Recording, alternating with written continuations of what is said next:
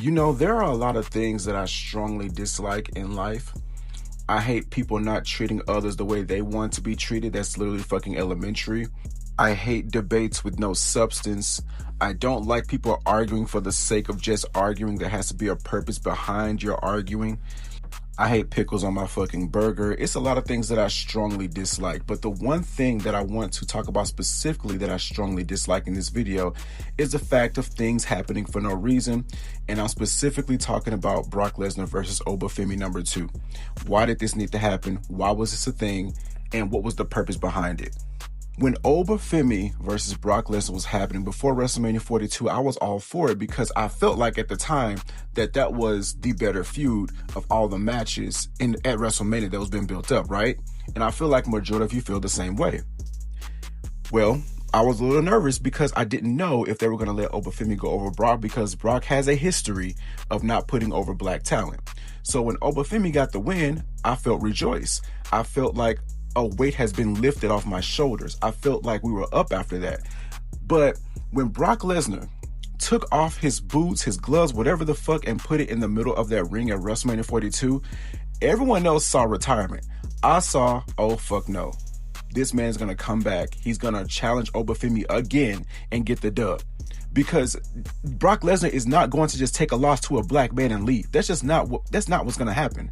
And plus, his contract is going to be up at SummerSlam. So, I mean, honestly, I don't know why anybody thought he retired. I don't know why. It was right there in your face. They were going to do this again. And the fact that Obafemi started an Obafemi Open Challenge on Monday Night Raw, I knew that was going to set up for Brock to return because my theory was at the time they were going to start him off with weaker opponents and eventually build up to Brock Lesnar.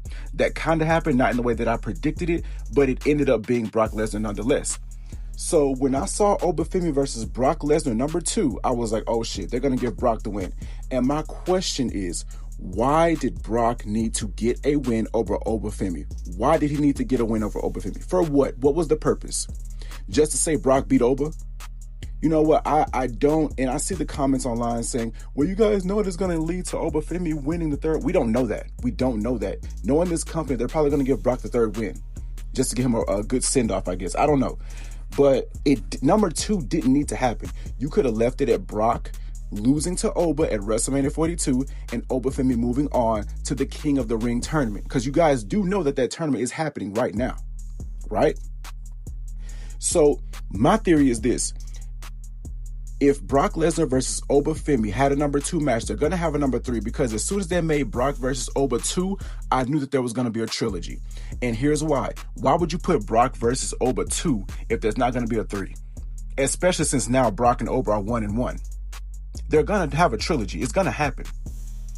But my question is, why did this need to happen? What does this do for Oba? What does this do for Brock? I don't want to hear that, oh, but Oba's been undefeated since he came to the main roster. I don't care, bro. I do not care. I do not care. If I had to pin, Obafemi would have been undefeated until he lost his major world championship. I would have had Obafemi undefeated for another year, right? While he has a world championship. You see what I'm saying? So my thing is, you actively derailed his momentum by having him lose to Brock Lesnar. I don't care if people saying Oba looked good in the match. I don't give a fuck. At the end of the day, he got an L. And that's something I do not appreciate because, like I said before, this did not need to happen. And what is the purpose behind this? Because we already got a great match in Oba versus Brock number 1. Why did we need a second one? What was the purpose? To give Brock some reason to get a win over Oba, I guess, right? Because this company cannot stand the fact that their favorite superstar took an L to someone like Obafemi. And I guarantee you that WWE did not expect Oba to be this hot when he came to the main roster. I guarantee you. I know they did not think he was going to be this over. I know it. So ultimately, where does this go from here? Here's my theory. I do believe that Oba versus Brock, number 3, is going to happen. Now, if the company is smart, which I do not believe they are most of the time, I do believe that Obafemi will get the third win. I do believe match number 3 will go to Obafemi. I do believe that. But my thing is, I just don't understand why we had to, like, how did we have to get here? Feuding with Brock like this long is only going to derail him even more, right? So if you have Obafemi go into Brock versus Oba number 3 and lose, you ultimately kill Obafemi. It's over. It is done. And you don't want that because Oba is literally your next big star. I don't give a fuck about the Braun Breakers. I don't give a fuck about the Austin Theory, yes. I don't give a fuck about anybody else. No Logan Paul. I don't give a fuck. Obafemi is your next big star, your next major world champion. If you don't take advantage of this hot ass momentum, you will kill Obafemi. And I'm not trying to be negative. I'm being realistic. Because like I said, numerous times this did not have to happen. You did not have to make this a match. But I guess they wanted to ride the hot hand of WrestleMania and I don't know, give Brock a dub over Oba. But to me, like I said, this was unnecessary. It didn't need to happen, right?